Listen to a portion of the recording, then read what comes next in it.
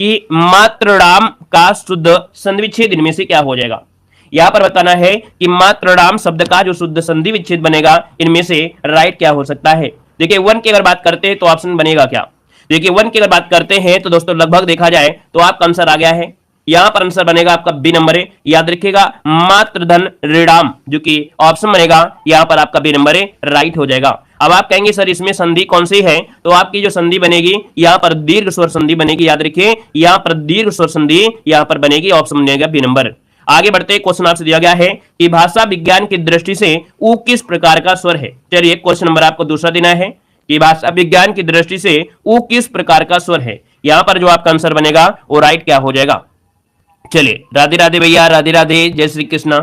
यहां पर देखिए दूसरे की अगर बात करते हैं तो यहां पर याद रखिए जो ऊ आपका आता है वो आपका आता है पश्च समृत में आता है। किस में आता है? पश्च समृत में आता है। आपको हमने यहां पर बेसिक की क्लास से दिया था हिंदी की, नहीं देखा है जरूर पढ़ लीजिएगा। हमने आपको पश्च स्वर क्या होते, अग्रस्वर क्या होते हैं, विवृत स्वर क्या होते हैं, सब चीजें हमने आपको क्रम से बेहतर तरीके से पढ़ा दिया है। तो ऑप्शन बनेगा आपका डी नंबर यहां पर राइट हो जाएगा। अगला क्वेश्चन आपसे दिया गया है दिए गए शब्दों में से स्त्रीलिंग शब्द आपका इनमें से कौन सा है। स्त्रीलिंग की पहचान करना है। आप कहेंगे सर यहां पर कैसा और कैसी से आंसर की पहचान करते हैं। प्रकृति कैसी है, दुपट्टा कैसा है, फुलका कैसा है, हीरा कैसा है। आप कहेंगे सर 3 का ऑप्शन मिल चुका है। प्रकृति जो आपका है वो आपका हो जाएगा स्त्रीलिंग, जो कि आप दे सकते हैं। आप सभी के जवाब यहां पर भी आ चुके हैं। अगले क्वेश्चन को आते हैं। क्वेश्चन दिया गया है मौसम आज कुछ सुहावना सा है, वाक्य में सुहावना किसका परिचायक है। ये बताएगा कि जो सुहावना शब्द है ये किसका परिचायक है। आप कहेंगे सर सुहावना कहीं ना कहीं देखा जाए तो ये बात हो रही है क्या, गुण की बात हो रही है, जो कि देखा जाए ये विशेषण में आपका आएगा। किस में आएगा? विशेषण, मतलब जिसका ऑप्शन आ गया है यहां पर आपका सी नंबर है बिल्कुल सही जवाब इनमें से राइट बनेगा। अगले क्वेश्चन को आते हैं। क्वेश्चन दिया गया है निम्नलिखित विकल्पों में से तत्सम शब्द की यहां पर पहचान करना है। क्वेश्चन नंबर 5 में जो तत्सम है इनमें से क्या है। चलिए बताइएगा इसका आंसर क्या हो जाएगा। यहां पर देखिए 5 की अगर बात कर लेते हैं तो ऑप्शन क्या हो जाएगा। आप कहेंगे सर नारियल है ना, नारियल का नारकेल होता है। यहां पर दोस्तों उपरोक्त दिया गया है, उपयुक्त तो होगा। यहां पर आपका तुरंत दिया है, इसका त्वरित होता है। आप कहेंगे सर ऑप्शन बचा है डी नंबर आलस्य। और वैसे ही हमने आपको बताया है जब भी कभी आधा अक्षर मिल जाता है ना, या तो आपका हमेशा आपका तत्सम होता है। तो ऑप्शन डी नंबर जिसका आया है बिल्कुल राइट आंसर हो जाएगा। अब आप कहेंगे सर इसका तद्भव क्या होता है, तो इसका तद्भव होता है आलस। क्या होता है? आलस होता है, याद रखिएगा, ठीक है ना। आगे बढ़ते हैं। क्वेश्चन आपसे दिया गया है श्रृंगार शब्द का तत्सम क्या होता है। चलिए बताइएगा कि श्रृंगार का तत्सम क्या होता है। तो याद रखिए जब श्रृंगार पूछा जाए तो शुद्ध शब्द श्रृंगार होता है, और श्रृंगार जो सही होगा इनमें से वो ऑप्शन सही होगा कौन सा, सी वाला। याद रखिए ये श्रृंगार इसी प्रकार से सही लिखा जाता है दोस्तों, याद रखिएगा ऑप्शन बनेगा आपका सी नंबर। अगला है कर्कश का विलोम नीचे गए विकल्पों में से आपको चुनना है। देखो आपसे कह रहे हैं कर्कश का विलोम। आप कहेंगे कोई भाषा जो होती है कर्कश होती है, किसी को दिक्कत होती है, लेकिन यही भाषा को अगर आप प्यार से बोलते हैं अर्थात मधुर बोलेंगे तो आपका ये आंसर राइट हो जाएगा दोस्तों। अगला क्वेश्चन आपसे दिया गया है कि वाक्यांश के लिए एक शब्द आपको बताना है कि कौन सा जोड़ा आपका गलत दिया गया है, कौन सा जोड़ा गलत दिया गया है। तो आपसे कह रहा है जिसका इलाज कठिन हो उसे बोलते हैं दुस्साध्य। यहां पर दिया जो मनुष्यता से दूर हो उसे बोलते हैं अमानुषिक बोलते हैं। जो कम खर्च करने वाला हो उसे बोलते हैं अपव्ययी बोलते हैं। देखिए ऑप्शन सी नंबर पर, याद रखिए यहां पर जो आपका आंसर आएगा वो आपका सी बनेगा। जो कम खर्च करने वाला हो उसे मितव्ययी कहते हैं। क्या बोलते हैं? मितव्ययी कहते हैं, मितव्ययी कहते हैं। इसलिए आपका थर्ड नंबर ऑप्शन जो आपका है गलत हो जाएगा। क्लियर है। अगला क्वेश्चन बताइएगा कि आखिर एक दिन अत्याचार का भी अंत होगा और अत्याचारी अपने दुष्कर्मों के लिए स्वयं रिक्त स्थान भरना है। मतलब यहां पर देखा जाए कि आपको खाली स्थान में क्या भर दिया जाए जो कि आपको एक पूरे नंबर आपको मिले। तो दोस्तों यहां पर दिखेगा कि आखिर एक दिन अत्याचार का भी अंत होता है और अत्याचारी अपने दुष्कर्मों के लिए स्वयं सिर धुनता है, सिर धुनता है,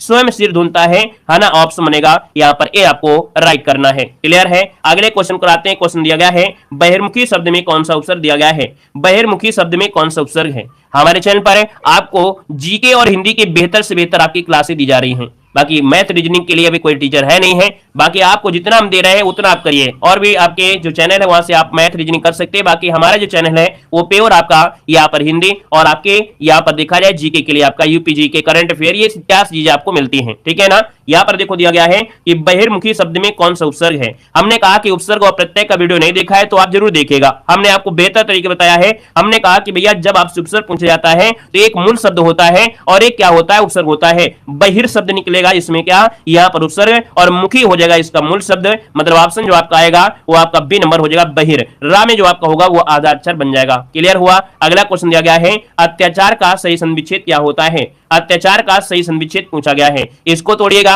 आप कहेंगे सर इसको तोड़ने में निकलेगा अति धनाचार। अति धनाचार जो कि ऑप्शन है यहां पर आपका सी नंबर राइट हो जाएगा। अगर मैं आपसे क्वेश्चन पूछे इसमें संधि कौन सी है तो आप तुक्का मार्क नहीं बताइए, आप कॉन्फिडेंस के साथ बताइए कि सर आपने कहा था जब भी कभी आधा अक्षर हो, है ना, किसी शब्द के बाद मतलब या हुआ जो आपका होता है उसके साथ अगर आधा अक्षर है तो आप समझिए यण संधि है। कौन है आपकी ये यण संधि, याद रखिए जब भी या के साथ या हुआ के साथ आधा अक्षर मिल जाए तो आप कहिएगा यण संधि है। ऑप्शन सी नंबर राइट हो गया है दोस्तों, याद रखिएगा। ठीक है ना। अगला क्वेश्चन है निर्दय में समास क्या है। निर्दय में समास बताना है। अब आप कहेंगे निर्दय की अगर बात कर लेते हैं तो भैया इसका समास विग्रह निर्दय मतलब होता है दया नहीं। क्या दया नहीं। जब दया नहीं तो इसमें से समस्या हो गई क्या, कुछ नहीं समस्या है, ये हो गया बहुब्रीहि समास। क्या हो जाएगा बहुब्रीहि समास। कैसे, यहां पर याद रखिए विशेष होता है जो निर्दयी होते हैं जिनमें दया नहीं होती है वो विशेष प्रकार के व्यक्ति हो जाते हैं, तब आप कहेंगे सर ये बहुब्रीहि समास आपका हो जाएगा। लेकिन बहुब्रीहि समास ना होता तब हम लोग अव्ययी भाव समास की ओर जाते, है ना। तो आप समझेगा आपका डी नंबर।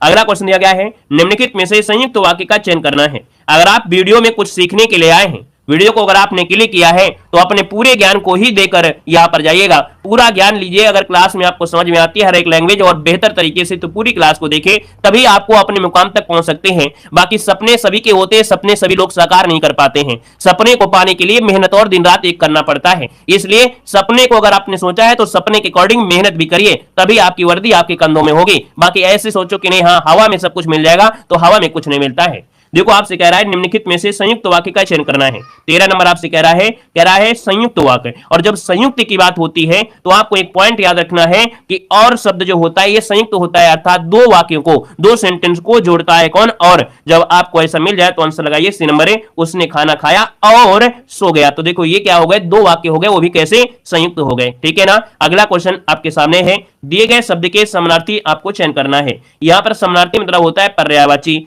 अब यहां पर देखो दिया है द्वार, और द्वार का जो होगा क्या हो जाएगा, तो द्वार का हो जाएगा कपाट, है ना। बोलते हैं द्वार खुल गए, कपाट खुल गए, तो ऑप्शन क्या हो जाएगा यहां पर आपका बी नंबर है राइट हो जाएगा दोस्तों, याद रखिएगा। अगले क्वेश्चन कराते हैं। क्वेश्चन आपसे दिया गया है, कह रहा है दिए गए वाक्य का वह भाग त्रुटि जिसमें त्रुटि है ना बताना है, और त्रुटि नहीं है तो आपको डी नंबर है यहां पर बताना है। तो देखो आपसे कह रहा है अध्यापक हमसे एक लेख लिखवाया, यहां पर कोई त्रुटि नहीं है। त्रुटि तो हमें मिली है लेकिन आपको मिल पाई है या नहीं मिल पाई है, क्या त्रुटि है दोस्तों, याद रखिए कारक संबंधी त्रुटि है। याद रखिए अध्यापक के स्थान पर अध्यापक ने, याद रखिए अध्यापक ने हमसे एक लेख लिखवाया, इसलिए यहां पर एक छोटी सी त्रुटि आपकी रह गई है। ऑप्शन आपका ए नंबर है राइट हो जाएगा दोस्तों। अगले क्वेश्चन कराते हैं। क्वेश्चन दिया गया है कि दिए गए वाक्य रेखांकित खंड को प्रतिस्थापित करना है ना। जो सबसे अच्छा विकल्प है उसको चयन करना है, और इसे प्रतिस्थापित करने की आवश्यकता नहीं है तो विकल्प किसी बदलाव की आवश्यकता नहीं है। सिंपल सी है, रामायण बहुत होती है, लेकिन एक चीज याद रखना है कि जो इन चार ऑप्शन में जो सही होता है उसको बताना है, नहीं सही है तो कोई दिक्कत नहीं है। देखो यहां पर आपका दिया गया है क्या, यहां पर दिया ऐसे देश में आदर्श विद्यार्थी ही होते हैं।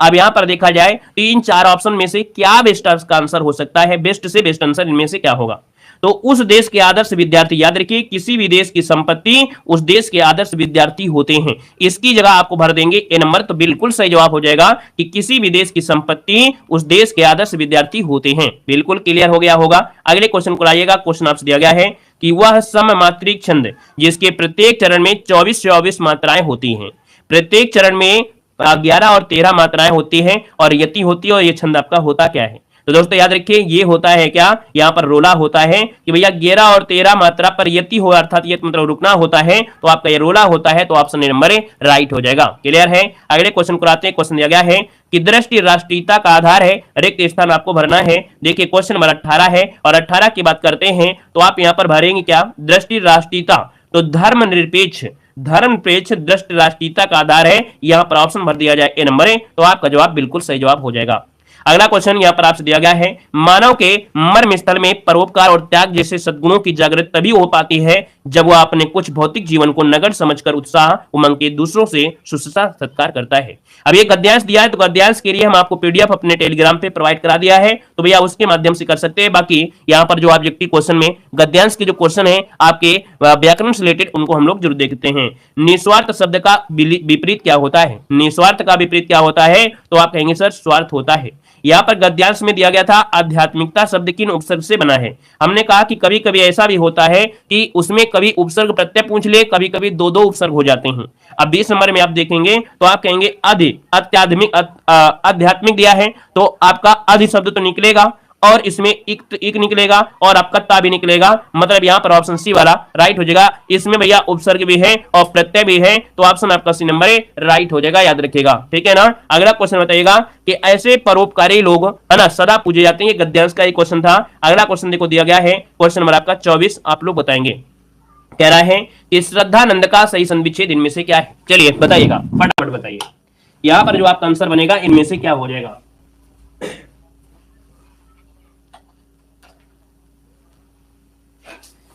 हाँ तो भैया जल्दी जल्दी जवाब दीजिए, है ना, आसान है आपका। यहां पर देखिए श्रद्धानंद, आप कहेंगे सर श्रद्धानंद को तोड़िए। जब श्रद्धानंद को तोड़ेंगे तो आप कहेंगे सर श्रद्धा धन आनंद, क्या बनेगा, श्रद्धा धन आनंद बनेगा। मतलब देखा जाए तो यहां पर जो आपका आंसर बनेगा वो आपका बी नंबर राइट हो जाएगा, बी नंबर आपका हो जाएगा। क्लियर है, इतना पॉइंट हुआ। हमने कहा कि सर यहां पर बड़ा की मात्रा है तो यहां पर भी बड़ा की मात्रा है, जब बड़ा की मात्रा होती तो बड़ा बनता है, अर्थात ये दीर्घ स्वर संधि है। क्लियर हुआ। अगला क्वेश्चन दिया गया है कि बालक इस पुस्तकालय में पढ़ रहा है, बालक इस पुस्तकालय में पढ़ रहा है, इस वाक्य में क्रिया जो आपकी है वो कैसी है, इसमें से जो क्रिया है वो आपकी कैसी है, तो आप कहेंगे बालक इस पुस्तकालय में पढ़ रहा है, तो आप कहेंगे इसमें जो आपकी है वो आपकी सकर्मक क्रिया है। क्या है, यहां पर आपकी सकर्मक क्रिया है। इसमें जो पुस्तक आपकी है, मतलब पुस्तक में पुस्तकालय गया है तो पुस्तक पढ़ रहा होगा, और पुस्तक आपकी कर्म की संभावना बता रहा है। जब कर्म की संभावना है तो आप कहेंगे सर सकर्मक क्रिया आपका यहाँ पर राइट हो जाएगा। मतलब जिसका कर्म हो या जिसके साथ कर्म की संभावना हो वो होता है आपकी सकर्मक। अगला क्वेश्चन दिया गया है कि देवता का पर्यायवाची नहीं है। चलिए बताइएगा कि इनमें से एक देवता का पर्यायवाची नहीं है। देवता का पर्यायवाची आप कहेंगे सर देवता का पर्यायवाची यहां पर देखा जाए तो आपका निर्जर दिया है, त्रिदश दिया है, गिरवाड़ दिया है, यहां पर दिया है किंकर। क्या दिया है, किंकर। अभी बताइए जो किंकर आपका है, किंकर होता है किसका, हमने कहा सर किंकर जो होता है ये दास का होता है। किसका होता है, दास के पर्यायवाची होती है। क्लियर हुआ। अगला क्वेश्चन आपसे दिया गया है जो मोक्ष चाहता हो उसके लिए शब्द क्या होता है, जो मोक्ष चाहता हो उसे क्या कहेंगे। यहां पर देखिए 27 नंबर में, चलिए 27 की अगर बात कर लेते हैं तो दोस्तों ऑप्शन बनेगा मुमुच, कहा जाता है मुमुच, जो मोक्ष चाहता हो उसे मुमुच कहते हैं। अगले क्वेश्चन को आते हैं। क्वेश्चन दिया गया है सर्प, मेढक, सिंह, घोड़ा, वानर, हाथी आदि के अनिकार्थी शब्द आपके हैं कौन। हमने आपको ये क्वेश्चन बहुत बार पढ़ाया है ना, क्योंकि हमारे चैनल पर हिंदी आपकी हमेशा चलती है, चाहे कोई एग्जाम लगा हो या एग्जाम न लगा हो, आल एग्जाम के लिए हिंदी हमारे चैनल पर चलती है। तो भैया आप लोग पहली बार जुड़े हैं तो आप लोग हिंदी के लिए अपना चैनल को जरूर ज्वाइन कर लीजिएगा, है ना, जरूर सब्सक्राइब कर लीजिएगा, ताकि कोई भी एग्जाम हो हिंदी आपकी बिल्कुल पूरे भी पूरे होना चाहिए। देखो सर्प है, मेढक है, सिंह है, घोड़ा है, वानर है, आप कहेंगे सर यहाँ पर 28 नंबर का जो ऑप्शन है उसी हो जाएगा। ये हरि के अनिकार्थी है। क्या है, हरि के अनिकार्थी आपसे हमेशा पूछे जाता है, क्या हमेशा पूछे जाते हैं दोस्तों, याद रखिएगा। अगला क्वेश्चन दिया गया है निम्नलिखित में से वर्तमान काल उदाहरण बताइएगा। वर्तमान इनमें से कौन सा है, वर्तमान काल इनमें से क्या है। वर्तमान तो आप लोग जानते होंगे, पहचान भी आप जानते होंगे, है ना, क्या ता है, ती है, ते है, यही तो आते हैं ना। तो आप कहेंगे जवाब हो जाएगा सी नंबर, वह जाता है, वह जाता है, ऑप्शन सी नंबर राइट हो जाएगा। नेक्स्ट क्वेश्चन बताइएगा कि सही विकल्प का चयन करना है जो वाक्य शुद्ध दिया गया है। यहां पर कौन सा वाक्य शुद्ध दिया है, वह सारी रात भर, है ना, वह सारी रात पढ़ता रहा, वह रात भर, है ना, पढ़ता रहा, तो ये तो यहां से गलती है। और रात भर ये शब्द जो दिए हैं ना इनका प्रयोग नहीं होता है, तो याद रखिए वह सारी रात पढ़ता रहा, बिल्कुल सही जवाब हो जाएगा कौन है, यहाँ पर बी नंबर हो जाएगा। रात भर शब्द नहीं होता, याद रखिएगा, ठीक है, सारी रात पढ़ता रहा, बिल्कुल सही जवाब हो जाएगा। अगला क्वेश्चन यहाँ पर दिया गया है हथियार डाल देना, इस मुहावरे का सही अर्थ क्या है। हथियार डाल देना मुहावरे का अर्थ क्या होता है, तो भैया आपको हथियार नहीं डालना है। अगर आपने एक सपना लिया है ये वर्दी हमारे कंधों पर आएगी तो आपको हार नहीं मानना है ना, हथियार नहीं डालना है। अगर हथियार डाल दिया तो आपके सपने चकनाचूर हो जाएंगे, है ना, याद रखिए इसको ऑप्शन डी नंबर राइट हो जाएगा, हार मान लेना। अगला क्वेश्चन दिया गया है इनमें से कौन सा जोड़ा सही है, कौन सा जोड़ा सही है। रचनाओं से संबंधित भी आपका क्वेश्चन दिया है, कह रहा है प्रिय प्रवास दिया है, हरिऔध का दिया है, प्रिय प्रवास है हरिऔध का है, तो है क्या, ये बताइए प्रिय प्रवास जो आपका है क्या हरिऔध जी का है। आप कहेंगे सर नहीं ये तो नहीं है, तो है किसका, जल्दी बताइएगा। आप कहेंगे सर प्रिय प्रवास ये हरिऔध की रचना है, जबकि सांध्य गीत महादेव वर्मा। मतलब यहां पर जो आपका आंसर है वो आपका 32 नंबर में क्या होगा, प्रिय प्रवास किसकी है। चलिए कौन सा जोड़ा सही है ना, कौन सा जोड़ा सही है, मतलब आपका पहले ही ऑप्शन हो जाएगा क्या भाई, है ना। यहां पर देखो प्रिय प्रवास हरिऔध सिंह, ये आपका बिल्कुल सही हो जाएगा। क्लियर है, हरियोत जी की है। अब यहाँ पर देखा जाए जो सांध्य गीत है, सांध्य गीत ये महादेव वर्मा जी की है। किसकी है? महादेव वर्मा जी की है।